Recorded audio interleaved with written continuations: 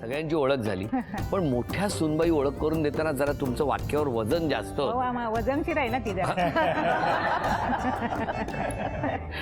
बरं मला सांगा तुमचं बालपण कुठलं आजी? माझं बालपण मुंबईतलंच, मुंबईत कुठे? वीर गावात. तुमचं बालपण? माझं बालपण अर्ध कोकणात अर्ध मुंबईत. कोकणात कुठे हो? कोकणात म्हणजे दापोली केळशी माहिती आहे का तुम्हाला? हो माहिती आहे माहिती आहे. तिकडे. तिकडे हो पण वयाचे 10 वर्ष तिकडे होतो. त्यानंतर वडील इकडे होते ना मुंबईला, त्यामुळे इकडे आलो.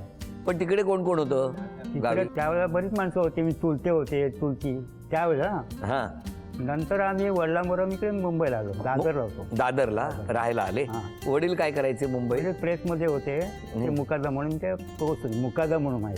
मग तुम्ही मुंबईत आला हा मुंबईत आलो. म्हणजे 10व्या वर्षापर्यंत शिक्षण तिकडे झालं केळशीत? शिक्षण कसलं दुसरी तिसरी असेल नसेल, कारण त्या गावची त्यावेळची परिस्थिती वेगळी होती ना. मुलं कमी, जाणारी कमी, शिकणारी कमी, त्यामुळे आम्हाला तेवढं लक्ष द्या. पण इथे आल्यानंतर मी 4थी 5वी एकदम केलं.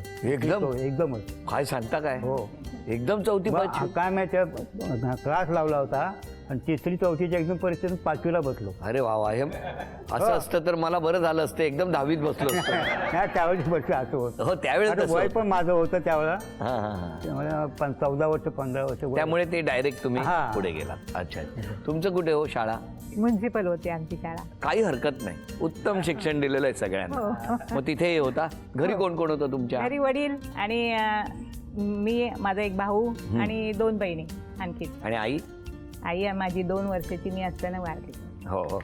मग सगळं बालपण वडिलांनी वडिलांनी सगळं केलं, अगदी जेवण खाणं शिकवण्यापासून बहिणींना मोठं केलं, भावाला मोठं केलं. वडील काय करायचे? वडील पूर्वी म्हणजे त्यांच्या तरुणपणात ते इन्स्पेक्टर होते. त्यानंतर मग त्यांनी बिझनेस चालू केला त्यांचा. हो का? हे पोलीसमध्ये होते ते? हो.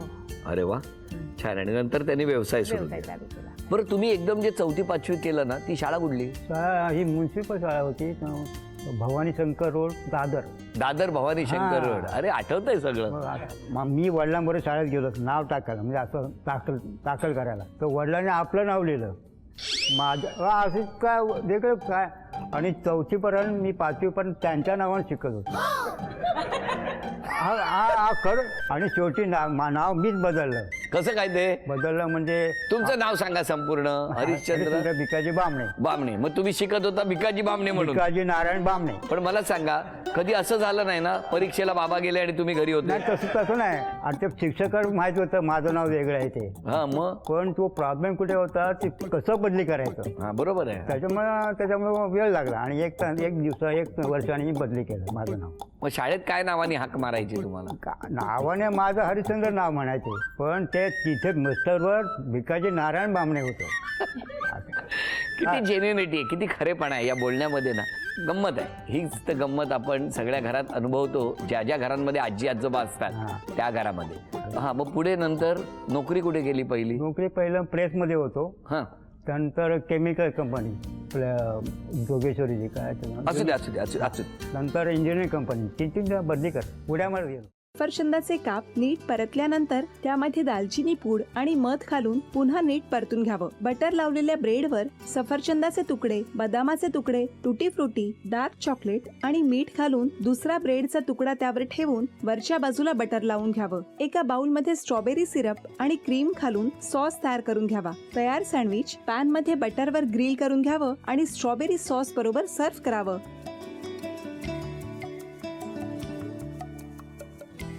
हे जेव्हा बोलत होते तेव्हा मी बघत होतो की या दोघांनी स्वतःचा संसार उभा केलाच, पण स्वतःच्या संसाराबरोबर अनेकांच्या आयुष्यात आनंद निर्माण केला.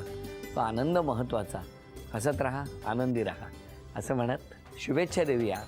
आणि ही झी मराठीकडून भेटवस्तू डेव्हिड तुमच्यासाठी. अभिनंदन. आणि वहिनींना तथास्तू पुणे यांच्याकडून ही पैठणी. अभिनंदन.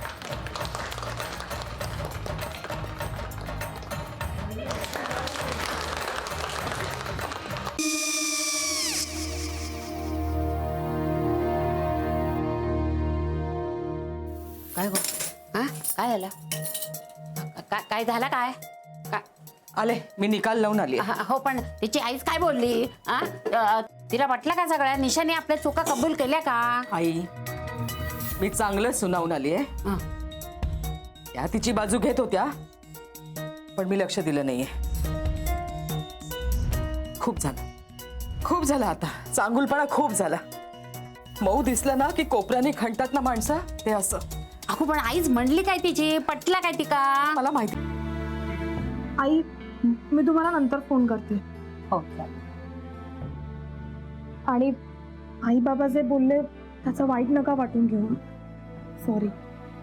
सॉरी काय त्या. नेहा आले. आई मी येते. हो काकू येते.